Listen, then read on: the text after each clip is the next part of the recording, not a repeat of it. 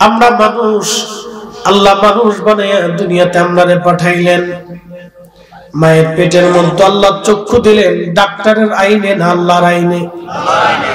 বুঝে যাবেন। মায়ের পেটের মধ্যে আল্লাহ আপনার আমার হাত আঙ্গুল টাঙ্গুল যা কিছু দিলেন, এটা কি ডাক্তারের পরামর্শে না আল্লাহর আইনে? মায়ের পেট থেকে দুনিয়াতে আল্লাহ পাক আমাকে আপনাকে পাঠাইলেন, এটা কি ডাক্তারদের আইনে না আল্লাহর আইনে? আল্লাহর আইনে আল্লাহ পাঠাই দিলেন। খুব মনোযোগ দিন। 2 বছর পর্যন্ত মা আপনাকে দুধ পান। একবার আপনি বাচ্চাদেরকে আটকে রাখলে পারবেন না। যদি ছোটকালে চান যে ওলি আল্লাহ হবে, তা হবে না। ছোটকালে যদি চান যে ওরে বিশেষ করে ম্যাজিস্ট্রেট বানাবেন, তা হবে না। বুঝতে পারছেন? এখন আমাদের দেশের কি বলবো বলে লাভ নাই। শিক্ষা ব্যবস্থা কোন সিস্টেমে চলতেছে আল্লাহ জানে। এক একটা বাচ্চার বই টানতে তার মা লাগে, বাপ লাগে। কি কথা বল না? বাচ্চার বই টানতে তার মারে লাগে, তার বাপরে লাগে। বাচ্চা বই নিতে পারে, তার মা কান্দে করে বই নিয়েছে। একটা বাচ্চার 10টা বই, ও তো পাগল হয়ে যাবে। এত ভালো লাগে। আমরা ছোটকালে পড়ছি ইংরেজি, অঙ্ক, বাংলা, 3টা সাবজেক্ট। 4th ইয়ার খেলাইছে হয়ে গেছে। এখন দুনিয়ার পড়ার পর 10টা বই দেখলে মাথা নষ্ট হয়ে যায়। এই বাচ্চারা সকালে প্রাইভেট পড়ার লাগে, বিকেলে পড়ার লাগে, মানে অস্থির। একটা বাচ্চার খেলাধুলার পর্যন্ত সময় থাকে না। পাগলের মতো প্রলাপ আর কি কায়দা বেদা শুরু হয়েছে।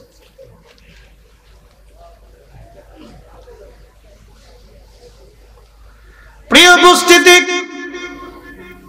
শুধু পড়াইলে তো হবে না, ওদেরকে খেলাধুলার সময় দেওয়া লাগবে। ওদেরকে মেধা বিকাশ অর্থাৎ প্রকৃতির সৌন্দর্য ঘুরে ফিরে এগুলি দরকার আছে বাচ্চাদের। এই জন্য যার বয়স যতটুকুন তার ততটুকুন বিদ্যায় মাথায় ভার দিতে হবে। এর বেশি দিয়ে দিলে বিরাট বড় বিপদ। কেউ যদি বোঝা নিতে পারে 1 মন, তার উপরে 4 মন চাপাই দিলে তার বিপদ। লোড যে যতটুকু নিতে পারবে সে ততটুকু। আচ্ছা আপনারা বলেন তো, 6 বছরের মেয়ে বিয়ে দিলে বাচ্চা পাওয়ার আশা করা যায়? হ্যাঁ, তার বিয়ে দিয়েও যায়, ও বিয়ের কিছু বুঝে। 6 বছরের বাচ্চা মেয়ে বিয়ে দিলে যে অবস্থা হয়, ও ছোট্টকালে ম্যাজিস্ট্রেট বানানোর চিন্তা করলে সেই অবস্থায় হয়। যার যার অনুভূতি তাকে সেইভাবে লোড দিত। প্রিয় উপস্থিতি, খুব মনোযোগ। আল্লাহ রাব্বুল আলামিন পৃথিবীতে মানব জাতিকে পাঠাইলেন। মানব জাতিকে পাঠাই আমার আল্লাহ রাব্বুল আলামিন কি জন্য পাঠাইলেন? আল্লাহর উদ্দেশ্যই মানুষ আল্লাহর গোলামি করবে। তার মানে আমরা ছিলাম রূহের জগতে, আসলাম আমি রেহেমের জগতে। এরপরে আমি যে জগতে আসলাম, এই জগতের নাম দুনিয়ার জগৎ। দুনিয়া পাওয়ার পরে আমি আগের সবগুলি ভুলে গেলাম, পরের গুলিও আমি ভুলে গেলাম। আল্লাহ দুনিয়ার জগতে আসার পরে আল্লাহ জানে মানব জাতি ভুলে যাবে, মানুষের স্মরণে থাকবে না। সেই জন্য আল্লাহ 1.25 লক্ষ নবী পাঠাইয়া, আসমানি কিতাব পাঠাইয়া আল্লাহ পাকে মানব জাতিকে সতর্ক করে বললেন, বান্দা আমি তোমাকে সৃষ্টি করেছি, আমি তোমাকে আইন দিয়েছি, আমি তোমাকে খাবার দিয়েছি, আমি তোমাকে রিজিক দিয়েছি, তোমরা আমি আল্লাহর ইবাদত করবে। এই জন্য আল্লাহ কুরআন বলল, আ'বুদুল্লাহ ওয়ালা তুশরিকু বিহি শাইয়ান ওয়া বিল ওয়ালিদাইনি ইহসানা। আ'বুদুল্লাহ দিয়ে আল্লাহ বলেন, বান্দা আল্লাহর ইবাদত করো। আমি মালিকের ইবাদত করো, আমি রবের ইবাদত করো, আমি আল্লাহর ইবাদত করো। তুমি আমি আল্লাহর ইবাদত করো, আমি আল্লাহর ইবাদত করো তুমি। ওয়ালা তুশরিকু বিহি শাইয়া, ইবাদত তো করবাই, আমি আল্লাহর সাথে কাউকে শরীক করবে না, আমি আল্লাহর সাথে শিরিক করবে না। আমি আল্লাহ তো আল্লাহ, আমি আল্লাহ তো আল্লাহ, আমি আল্লাহর প্রতি পরিপূর্ণ ইয়াকিন তুমি রাখবা। আচ্ছা বলেন তো, যিনি রিজিক দেন সে মালিকের নাম আল্লাহ। হ্যাঁ, জোরে বলতো। মাছের ডিম দেয় আল্লাহ, মাছে যে ডিম দেয় এটা কি ডাক্তারের আইনে না আল্লাহর আইনে? জমিনে পানি হয়, বৃষ্টি হয়, এটা কি বাংলাদেশের আইনে না আল্লাহর আইনে? এখন যে শীতকাল আসলো, এই শীতকালের পরে আর একটা কাল আসবে বসন্ত, এরপরে গ্রীষ্ম, তারপরে বর্ষা। এই কালগুলি কি আমাদের আইনে না আল্লাহর আইনে? সব কিছু যদি আল্লাহর আইনে চলে, তাহলে বলেন আমাদের জীবন চলবে কার আইনে? আল্লাহর, আল্লাহর, আল্লাহর। এই ছোট্ট কথাটা আমাদেরকে বুঝতেই হবে। আল্লাহর সৃষ্টির সব আল্লাহর আইনে চলে। আপনি ইচ্ছা করলেই বৃষ্টি নামাইতে পারবেন না, ইচ্ছা করলেই বৃষ্টি বন্ধ করতে পারবেন না, আপনি ইচ্ছা করলে শীত নামাতে পারবেন না, ইচ্ছা করলেও আবার বন্ধ করতে পারবেন না। বলেন এখন আজকে জানুয়ারির প্রথম, পহেলা জানুয়ারি, এ সময় কথা হলো একবারে বেশি কনকনে ঠান্ডা পড়ার কথা, কিন্তু আমি ওয়াজ করতেছি, শরীর আমার ঘামতেছে, আমার শরীর ঘামতেছে। এখানে তো এখন ঠান্ডায় আমাকে জ্যাকেট গায়ে দিয়ে একবারে কুচুমুচু হয়ে কথা বলার কথা ছিল, কিন্তু আমি ঘামতেছি। তার অর্থ হচ্ছে এবছরের শীতের আশঙ্কাটা একটু কম কম মনে হচ্ছে, সামনে পড়বে কিনা জানি না। যিনি দিলেন তিনি কে? সারা বাংলাদেশের সব মানুষ ইচ্ছা করলে কি শীত টেনে আনতে পারবে? কোন শক্তি নেই। আল্লাহর সৃষ্টির উপরে আমাদের কোনো কর্তৃত্ব নেই, কোন কর্তৃত্ব নেই। আমাদের নিজেদের প্রতি আমাদের কর্তৃত্ব নেই। বলেন চোখ একটা নষ্ট হয়ে গেলে আপনি ইচ্ছা করলে কি ভালো করতে পারবেন? অসম্ভব। আমার চোখের উপরে কর্তৃত্ব নেই, আমার দাঁতের উপরে কর্তৃত্ব নেই, আমার জিহ্বার উপরে কর্তৃত্ব নেই, আমার জবানের উপরে কর্তৃত্ব নেই, আমার শরীরের উপরে আমার নিজেরই কর্তৃত্ব নেই। জ্বর, অসুস্থতা হলে ইচ্ছা করলে আপনি সুস্থ হতে পারবেন না। এদেশে বহু মানুষ অসুস্থ হয়ে দিনের পর দিন, বছরের পর বছর পড়ে আছে। একদিন এক ভদ্রলোক অসুস্থ দেখতে গেছি, 4 বছর বিছানায় পড়ে আছে একটানা। কথা বলতে পারে, খাইতে পারে, সব পারে, বসতে পারে না, হাঁটতে পারে না, চলতে পারে না, সব ঠিক আছে। বলতেছে, জিজ্ঞেস করলাম কি রোগ আপনার? বলল হুজুর ঘাড় থেকে মাজা পর্যন্ত একটা রোগ চিকুন। এই একটা রোগের জন্য আমার সমস্ত শরীর আজকে একবারে পরিপূর্ণ বিছানাতে, আমি বসতেও পারি না, চলতেও পারি না, সব ঠিক আছে। আমি বললাম ঘাড় থেকে মাজা পর্যন্ত একটা রোগ চিকুন, কোন সিস্টেম নাই? ডাক্তার বলল কোন সিস্টেম নাই, জীবনের শেষ নিঃশ্বাস পর্যন্ত আমাকে এভাবেই থাকতে হবে। তা পিছনের শীতেনে দেখি বালিশের গোড়ে দিয়ে বিড়ির টুকলা। আমি শেষে জিজ্ঞেস করলাম বাবা বিড়ি খান? কহা হুজুর। আমি কি এই অবস্থায় খান? কহা এই অবস্থায় টানি। বাপরে বাপ, আল্লাহ আপনার রোগ বাঁকা করে দিয়ে বিছনা বিছতে না ফেলাইলে যে দুনিয়াতে কি করতেন আল্লাহ জানে। কি কথা খারাপ কইছি? আমরা বিছনাতে ফেলাই দেওয়ার পরও 4 বছর ধরে হয়ে হয়ে বিড়ি টানতেছেন, আপনার লজ্জা করে না? বললাম আপনি একটা মানুষ, বৃদ্ধ হয়ে গেছেন, মরার আশঙ্কায়, বিছনায় আল্লাহ ফেলাই দিছে, এখনই কি আপনার সময় হয়নি আল্লাহর ইবাদত করার? এখনই কি আল্লাহর জিকিরের সময় হয়নি? আমি বললাম বিড়িটা বাবা দয়া করে ফেলে দেন। অজু না থাকলে সন্তানদেরকে অজু করাইতে বলবেন, তা না হলে একটা পাথর আনেন, তায়াম্মুম শিখে যান। আমি নিজে বসে তায়াম্মুম শিখেছি। এগুলো মানুষ, মানুষ।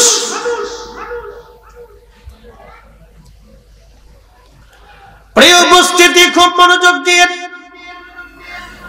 এরপরও মানুষের বেহুশ হুশ আসে না, তারপরও মানুষ আল্লাহর দিকে ফিরতে চায় না। কারণ কি জানেননি?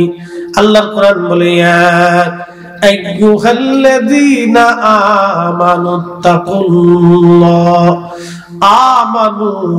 আমানুত্তাকুল্লাহ হাক্কা তুকাতিহি, এ ঈমানদার তুমি আমি আল্লাহকে ভয় করো খুব ভয় করার মতো ভয় করো বান্দারে ওয়ালা তামুতুন্না ইল্লা ওয়া আনতুম মুসলিমুন মুসলমান না হইয়া কিন্তু মইরো না তুমি মুসলমান হই আমি আল্লাহর কবরে আসো মুসলমান হয়ে কবরে আসো ইয়া আইয়ুহাল্লাযীনা আমানু হে ঈমানদারেরা ওয়ালা তাত্তাবিউ খুতুওয়াতিশ শাইতান তোমরা শয়তানের ইত্তেবা করিও না ইন্নাহু লাকুম আদুউম মুবিন সে তোমাদের প্রকাশ্য দুশমন সে তোমাদের প্রকাশ্য দুশমন আল্লাহ রাব্বুল আলামিনের দরজা থেকে শয়তান যখন বিতাড়িত হয় আল্লাহ পাক বলেন শয়তান তুই আমার দরজা থেকে বিতাড়িত হয়ে যা শয়তান ডাক দিল রব 9টা লক্ষ বছর আমি তোমারে সিজদা দিয়েছি 9টা লক্ষ বছর সিজদা দিতে দিতে তুমি আমারে মুআল্লিমুল মালায়েকা বানিয়েছিলা চ্যান্সেলর অফ মালায়েকা সমস্ত ফেরেশতাদের চ্যান্সেলর তুমি আমারে বানাইছো চারটি কথা না চ্যান্সেলর অফ মালায়েকা সৃষ্টির কোটি কোটি ফেরেশতা কত কোটি পৃথিবীর সব মানুষের হাতে যদি খাতা কলম দেওয়া হয় আর ফেরেশতা যদি গনে গনে হিসাব করতে বলা হয় পৃথিবীর সমস্ত মানুষ ফেরেশতা গুনে গুনে শেষ করতে পারবে না আল্লাহ পাক এত পরিমাণে ফেরেশতার মুআল্লিম আল্লাহ তারে বানাইলেন এই আযাজিল ইবলিস আরশে মুআল্লার নিচে আল্লাহ পাক যখন সে মুআল্লিমুল মালায়েকা ছিল তখন ইয়াকুত জবররত দিয়ে তাকে একটা মিম্বার বানাই দিয়েছিল সিংহাসন এরকম স্টেজ বানাই দিয়েছিল আমার আল্লাহ আরশে মুআল্লার নিচে ওই স্টেজে প্রধান অতিথির আসনে প্রধান আলোচকের আসনে বসিয়ে ইবলিস আযাজিল মুআল্লিমুল মালায়েকা তখন ওয়াজ করত ইবলিসের ওয়াজ শুনে শুনে কোটি কোটি ফেরেশতারা চোখের পানি ফেলে ফেলে কাঁদতে থাকতো ওয়াজ তখন হইছে এখন হইতেছে তার মানে বোঝা গেল ওয়াজ তখনও ছিল মুআল্লিমুল মালায়েকা চ্যান্সেলর অফ মালায়েকা ওয়াজ করত কোটি কোটি ফেরেশতারা তার ওয়াজ শুনে কাঁদতে থাকতো কি পরিমাণে ইজ্জত আর সম্মান আল্লাহ আযাজিলকে দিয়েছিল আদম বানানোর পরে আল্লাহ পাক বললেন আদম সামনে রেখে আল্লাহ পাক সমস্ত ফেরেশতাদেরকে হুকুম দিল উসজুদু লি আদম তোমরা আদমের দিকে সিজদা দাও আদমকে সিজদা দিতে বলেন নাই আদমের দিকে তোমরা সিজদা দাও সিজদাটা আদমের জন্য না সিজদার মাসজুদ ছিল আল্লাহ হাকিকতে সিজদা ছিল আল্লাহর জন্য আল্লাহ ছিল সেই দিন কাবা আল্লাহ ছিল সেই দিন মসজিদ সিজদার মালিক ছিল আমার আল্লাহ কিবলা ছিল আদম সফিউল্লাহ একবার জোরে বলা যাবে কি মারহাবা সিজদার মালিক কে আল্লাহ জোরে বলেন কে আল্লাহ কে আল্লাহ কে আল্লাহ কিবলা কে আদম কিবলা কে এখন আপনারা কাবার দিকে ঘুরে সিজদা দেন সিজদা কি কাবাকে দেন না আল্লাহকে দেন তাহলে সিজদার মালিক কে কিবলা কে কাবা কিবলা কাবা আল্লাহ না কিবলা হলো কাবা শরীফ কাবা শরীফ হলো দিক দিক আমরা কাবার দিকে ফিরে সিজদা দেই সিজদা কাকে দেয় আল্লাহকে ওই দিন ফেরেশতারা সিজদা দিল আল্লাহকে কিন্তু কাবা ছিল আদম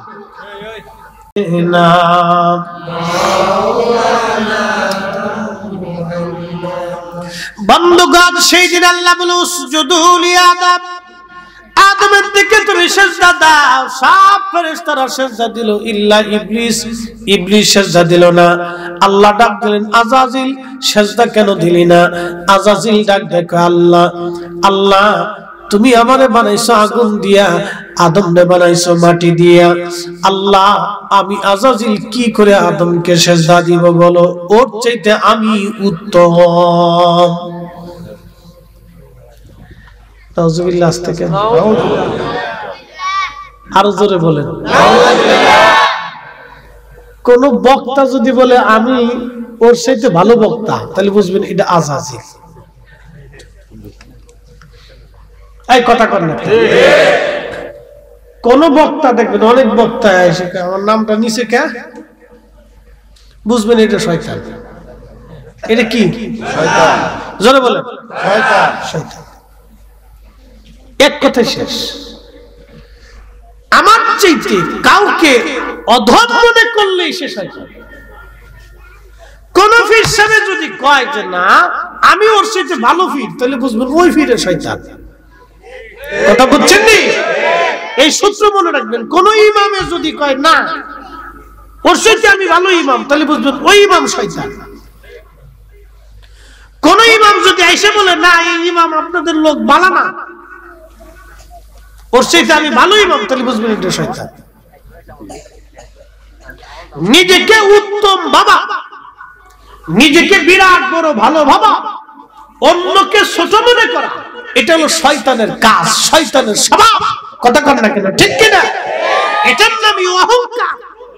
এই অহংকার যার জীবনে আসছে তার ধ্বংস ছাড়া আর কিচ্ছু কিচ্ছু।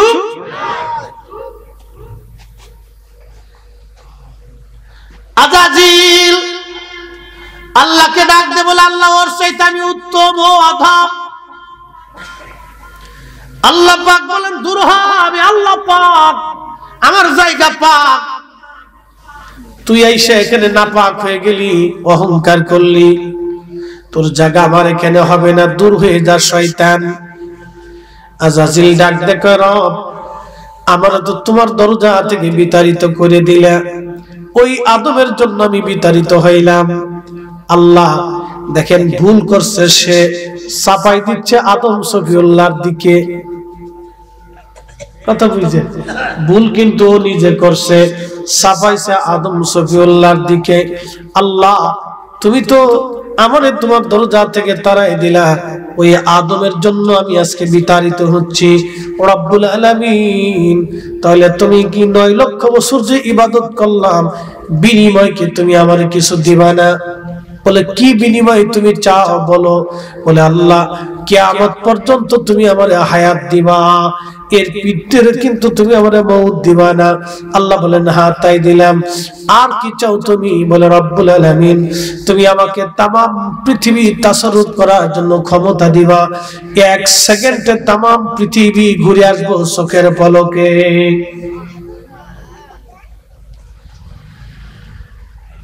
এক পলকে তামাম সৃষ্টি ঘুরে আসবো।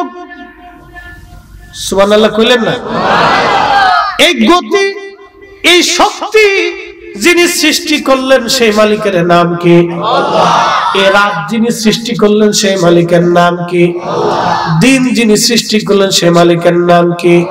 তুলিজুল লাইলা ফিন নাহারি ওয়া তুলিজুন নাহারা ফিল লাইল।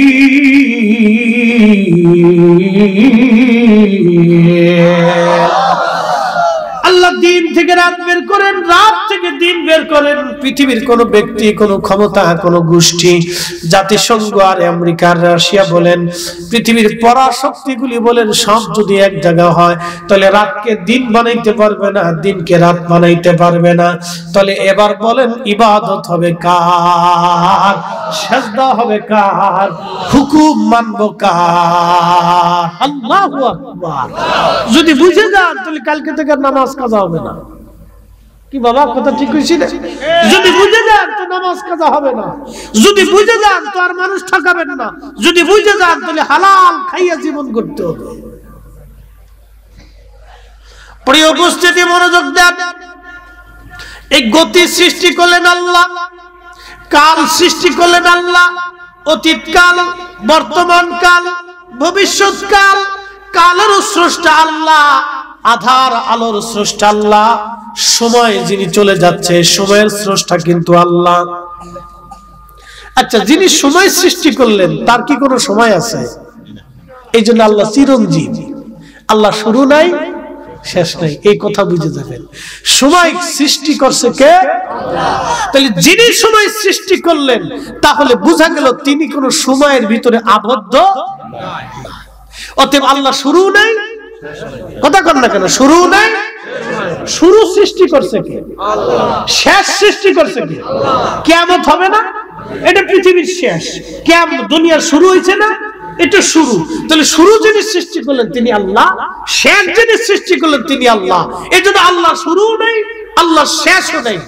আল্লাহু লা ইলাহা ইল্লা হুয়াল হাইয়ুল কাইয়ুম লা তাখুযুহু সিনাতুন ওয়ালা নাওম।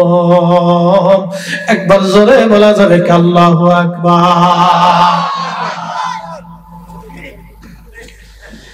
আল্লাহ পাক ডাক দিলেন, আমি সেই মালিক, আমি সেই আল্লাহ, আমি সেই মালিক যিনি চিরঞ্জীব চিরস্থায়ী। আমি আল্লাহর কোনো ঘুম নাই, আমি আল্লাহর কোনো দুর্বলতা নাই। আচ্ছা, আমাদের দুর্বলতা আছে না নাই? ঘুম আছে না নাই? বাবাজি একটানা 3 রাত যদি না ঘুমান, 3 দিন যদি না ঘুমান, পরে পাগল হয়ে যাবেন। দেখবেন আপনি পাগলের মতো হয়ে গেছেন, অস্থির হয়ে গেছেন, পেরেশান হয়ে গেছেন। যত ভালো খাবারই খান, পৃথিবীর সবচেয়ে দামি খাবারও যদি আপনি খান, 3 দিন যদি আপনার ঘুম না আসে, আপনি পাগলের মতো হয়ে যাবেন, অস্থির হয়ে যাবেন, পেরেশান হয়ে যাবেন। আপনার জীবনে মনে হবে যে অস্থিরতা, এর চেয়ে অভিশাপ কিছু নাই। এই ঘুমের মালিককে, শক্তির মালিককে, শক্তি যিনি সৃষ্টি করলেন তিনি আমার আল্লাহ, ঘুম যিনি সৃষ্টি করলেন তিনি আল্লাহ, দুর্বলতা যিনি সৃষ্টি করলেন তিনি আল্লাহ। এই জন্য আল্লাহ বলেন লা তাখুযুহু সিনাতুন ওয়ালা নাওম। আল্লাহর কোনো দুর্বলতা নাই, আল্লাহর কোনো তন্দ্রা নাই, আল্লাহর কোনো ঘুম নাই, কোনো বিশ্রাম লাগে না। বিশ্রাম সৃষ্টি করছে কে? হ্যাঁ, এগুলি সব থেকে আল্লাহ মুক্ত। যেটা আল্লাহ সৃষ্টি করছে সেটা থেকে আল্লাহ মুক্ত। এজন্য আল্লাহ আল্লাহ আল্লাহ এক বাক্যে বলেন কুল হুয়াল্লাহু আহাদ। আল্লাহ এক, আল্লাহুস সামাদ, লাম ইয়ালিদ ওয়া লাম ইউলাদ ওয়া লাম ইয়াকুল লাহু কুফুয়ান আহাদ। একবার জোরে বলা যাবে কি আল্লাহু আকবার।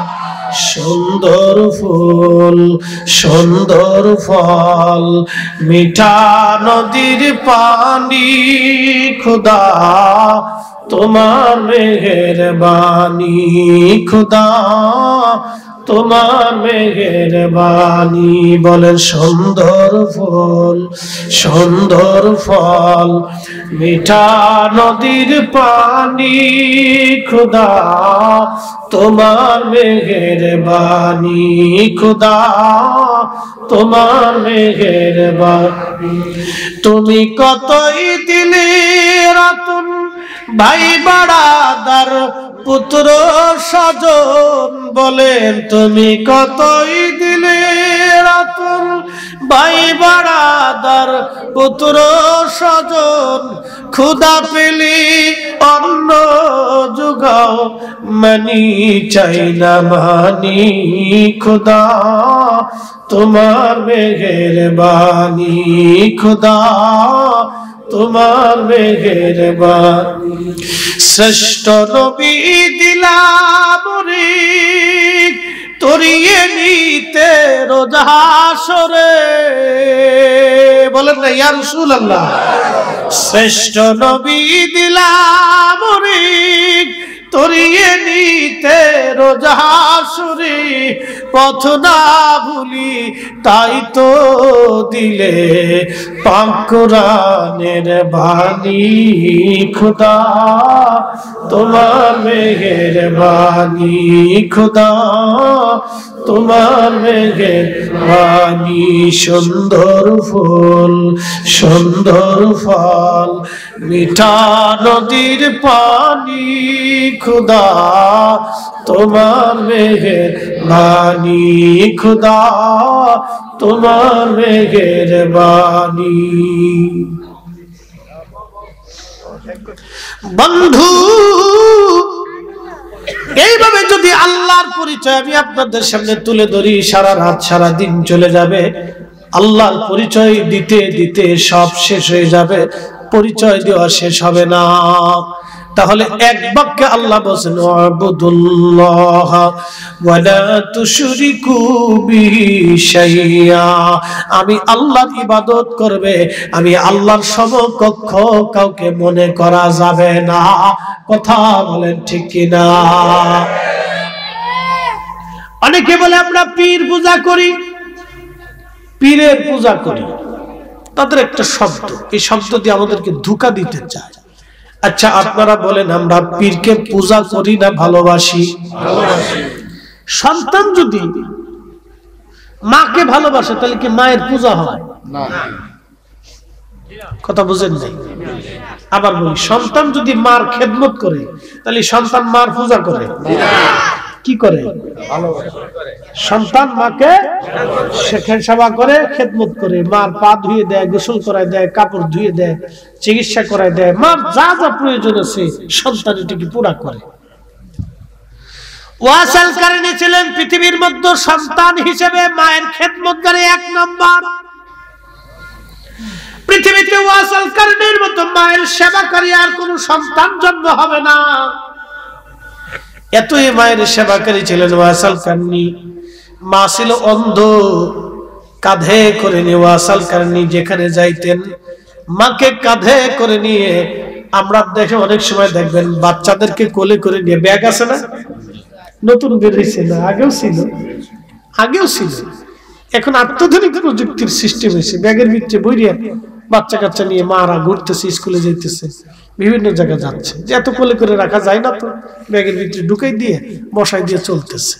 তো ওয়াসাল কারণী মারে পিঠের মধ্যে ওইভাবে বাইন দিয়ে সারা এলাকা ঘুরতে। আসতে হয়ে গেল কেন? এরকম আর একটা সন্তান পৃথিবীতে জন্ম হবে না।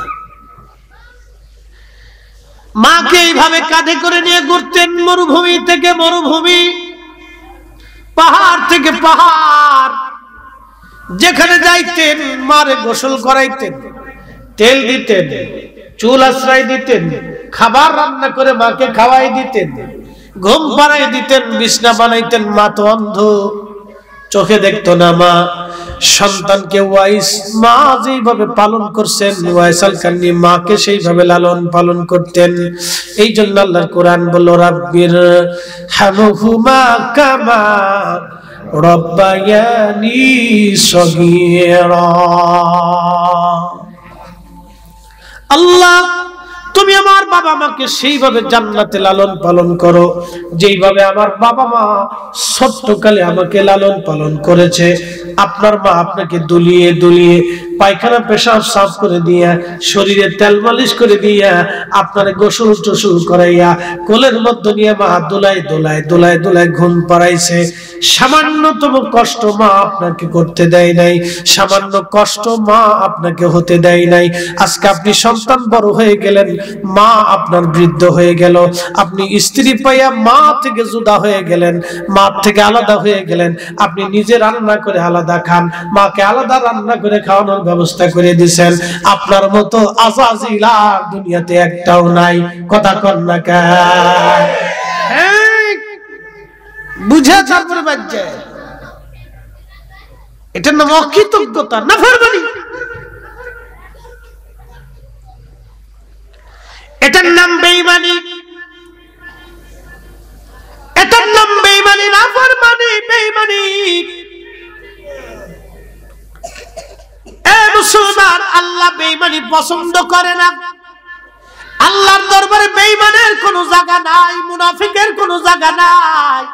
ইন্নাল মুনাফিকিনা ফিদ-দারকিল আসফালি মিনান নার। বন্ধুগণ আমার, আল্লাহর কোরআন বলতেছে মুনাফিকের জায়গা জাহান্নামের সবচেয়ে নিম্নতম জায়গা। এটার নাম বেঈমানি, এটার নাম বেঈমানি। বন্ধু আমার, খুব মনোযোগ দিয়ে কথাগুলি শুনবেন। হযরত ওয়াসাল কারনী রাদিয়াল্লাহু আনহু সারা জীবনে এইভাবে মার খেদমত করেছেন। আল্লাহর নবীকে একটা বারের জন্য তিনি দেখতে আসতে পারেন নাই মায়ের কারণে। একবার অন্যজনের দায়িত্ব মাকে দিয়ে তিনি এসেছিলেন। তখন আল্লাহর নবী তাবুকের যুদ্ধের ময়দানের অভিযানে চলে গিয়েছিলেন। আর ওয়াসাল কারনীর সঙ্গে নবীর দেখা হলো না, একটা হাদিসও শুনলো না, কোরআনের একটা আয়াতও শুনলো না নবীর জবান থেকে, একটা নজর নবীকে দেখার সুযোগ তার কোনোদিন হলো না।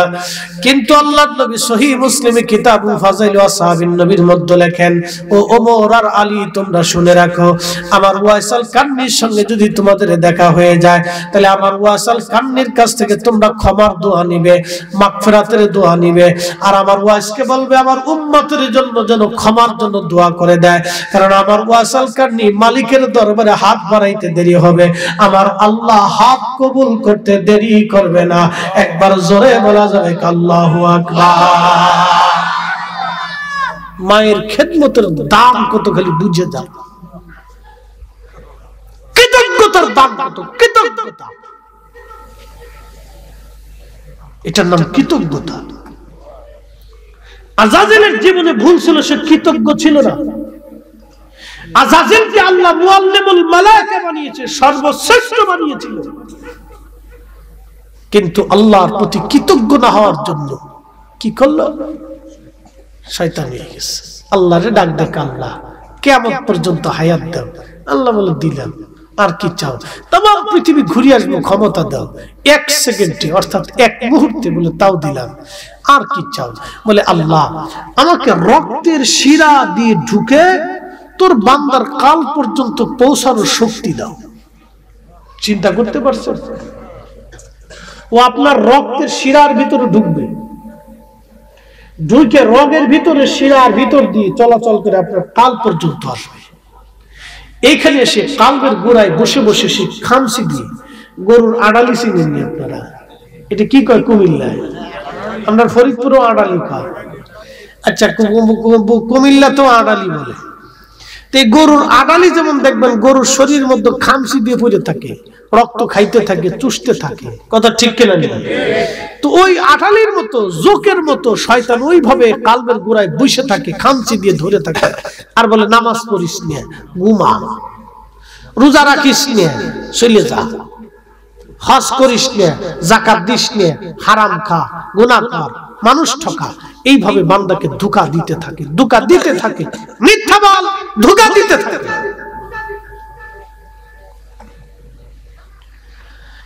আজাজিল ডাকতে বলতেছে, রব্বুল আলামিন আমি আমাকে এইভাবে শক্তি দিয়ে দাও। আল্লাহ বলেন তাও দিলাম। আমি তো ওয়াদা করছি তোকে দিব, তুই 9 লক্ষ বছর ইবাদত করছিস, কিছু তো পাবি। আমি আল্লাহ তো মাহরুম করব না। আল্লাহ কি কাউকে মাহরুম করে? কি কথা কর না কেন? করেনি।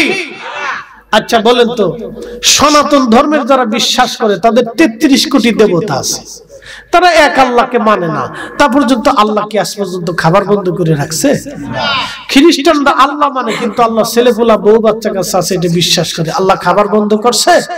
ইহুদিরা আল্লাহ মানে, কিন্তু আল্লাহ ছেলেপোলা বউ বাচ্চা কাছে আছে বিশ্বাস করে, আল্লাহ খাবার বন্ধ করছে? শিখেরা আল্লাহ মানে না, বৌদ্ধরা বৌদ্ধরে ভগবান বা স্রষ্টা সৃষ্টি যাই বলুক তাদের ভাষায় তারা মানে, কিন্তু আল্লাহকে আল্লাহ মানে না। খাবার বন্ধ করে দিছে? দেয় নাই।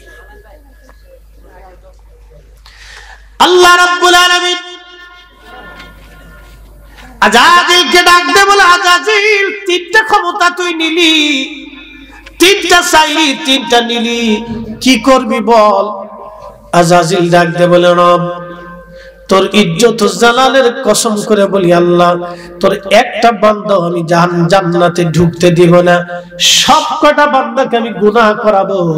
এই জন্য মনে রাখবেন, এই জন্য মনে রাখবেন, নবীরা ব্যতীত সব মানুষ গুনাহগার, নবীরা ব্যতীত সব মানুষ গুনাহগার, আল্লাহর ওলিরাও গুনাহগার, তবে আল্লাহ তাদেরকে মাফ সাফ করে দিয়ে পবিত্র বানাই দিয়া একবারে ওলি বানায় নেয়, মাহফুজ বানায় নেয়, আর তাদের কর্তৃক কোনো গুনাহ সংগঠিত হয় না, কোনো ভুল সংগঠিত হয় না।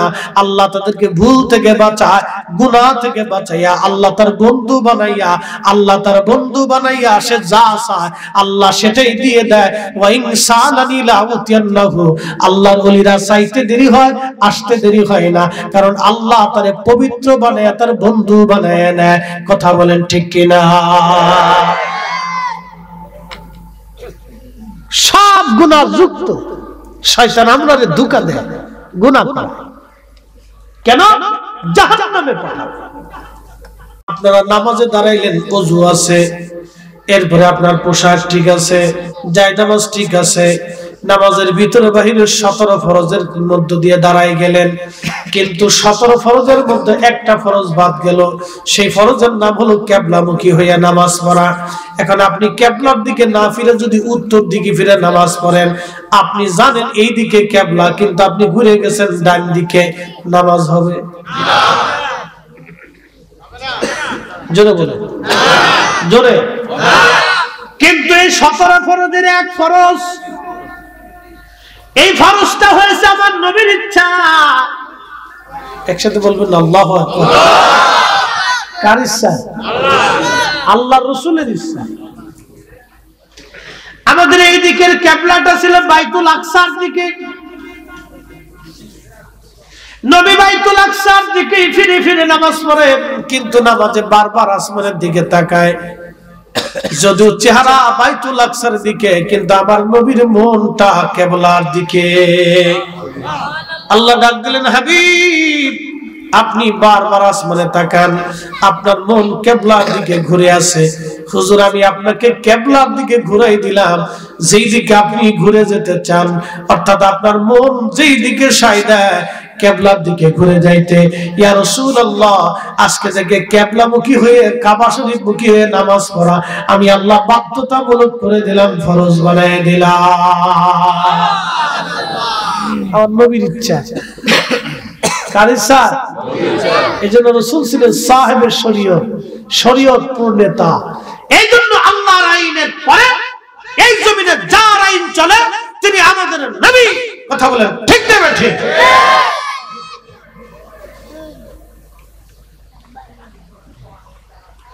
নবীর দ্বারের মুসলমান